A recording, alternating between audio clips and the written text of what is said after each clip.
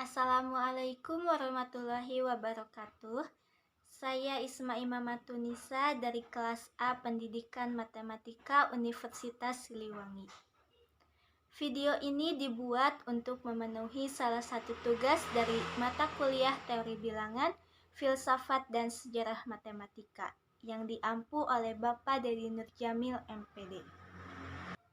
Dalam video ini saya akan memaparkan mengenai surat Al-Kahfi. Al-Kahfi memiliki arti yang berarti gua. Al-Kahfi merupakan golongan surat Al-Makkiyah yang terdiri dari 110 ayat dan merupakan surat ke-18 dalam Al-Quran. Al-Kahfi disebut juga sebagai Ashabul Kahfi yang berarti penghuni-penghuni gua. Surat Al-Kahfi ini merupakan surat yang istimewa di dalam Al-Quran, sebagaimana yang telah tertuang dalam hadis Nabi Muhammad SAW tentang keutamaan surat Al-Kahfi, yang berbunyi, barang siapa yang membaca surat Al-Kahfi di malam Jumat, dia akan disinari cahaya antara dia dan Ka'bah. Hadis riwayat Ad-Darimi. Dan barang siapa yang membaca surat Al-Kahfi di hari Jumat, dia akan disinari cahaya di antara dua Jumat. Hadis riwayat An-Nasai.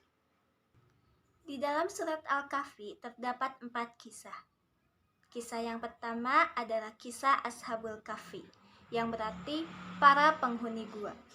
Kisah ini dimulai pada ayat ke-9 sampai ayat ke-26. Inti dari kisah Ashabul Kahfi ini ada pada ayat 13 sampai 14. Yang artinya, kami kisahkan kepadamu Muhammad cerita ini dengan benar. Sesungguhnya mereka adalah pemuda-pemuda yang beriman kepada Tuhan mereka.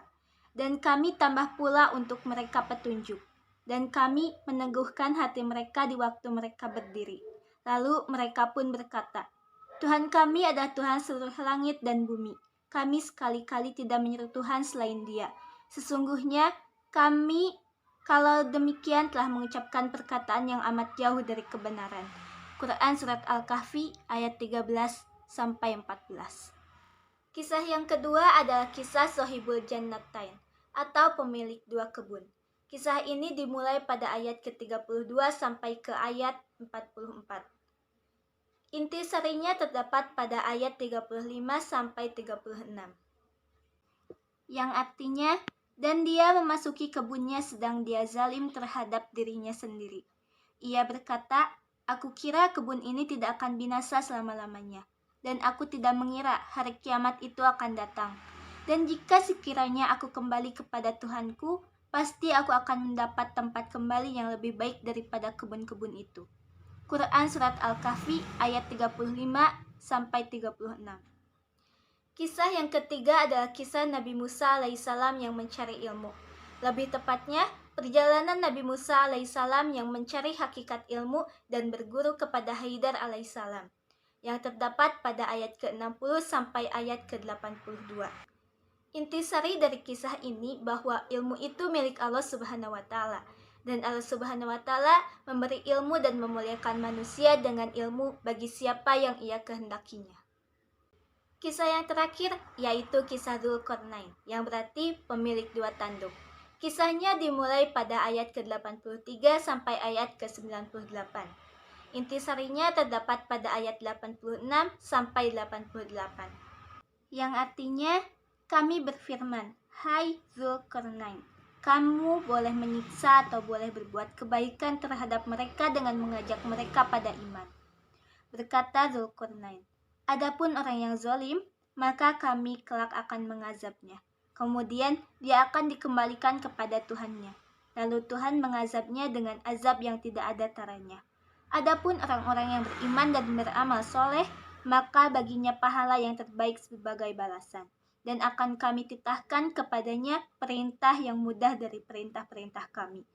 Quran Surat Al-Kahfi ayat 86 sampai 88. Dari kisah yang terdapat dalam surat Al-Kahfi, semoga kita bisa merenunginya dan menjadikan pelajaran penting dalam kehidupan untuk merealisasikan kebenaran, menjaga keutuhan Islam, dan meraih keberhasilan hidup di dunia dan di akhirat. Amin ya rabbal alamin.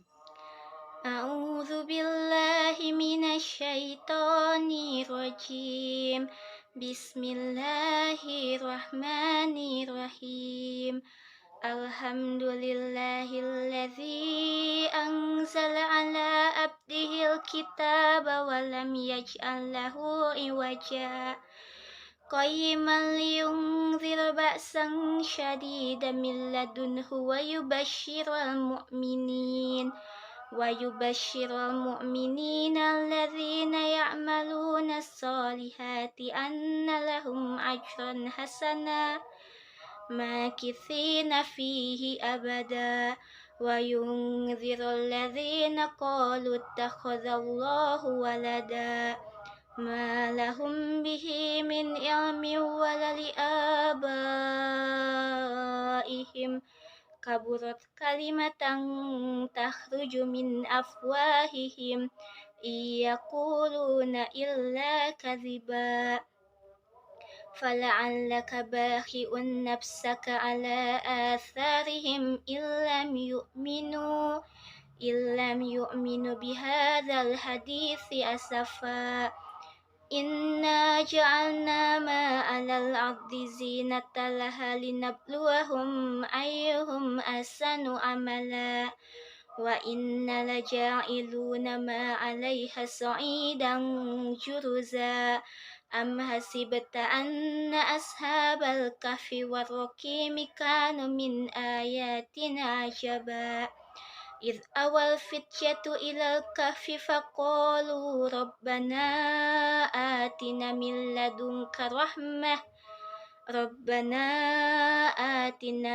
لدنك رحمة وهيئ لنا من أمرنا رشدا. صدق الله العظيم. Rasulullah Shallallahu Alaihi Wasallam mengabarkan bahwa barang siapa yang menghafal 10 ayat pertama atau terakhir dari surat Al-Kahfi, maka ia akan terlindungi dari fitnah Dajjal. Sekian penjelasan saya mengenai surat Al-Kahfi. Wassalamualaikum warahmatullahi wabarakatuh.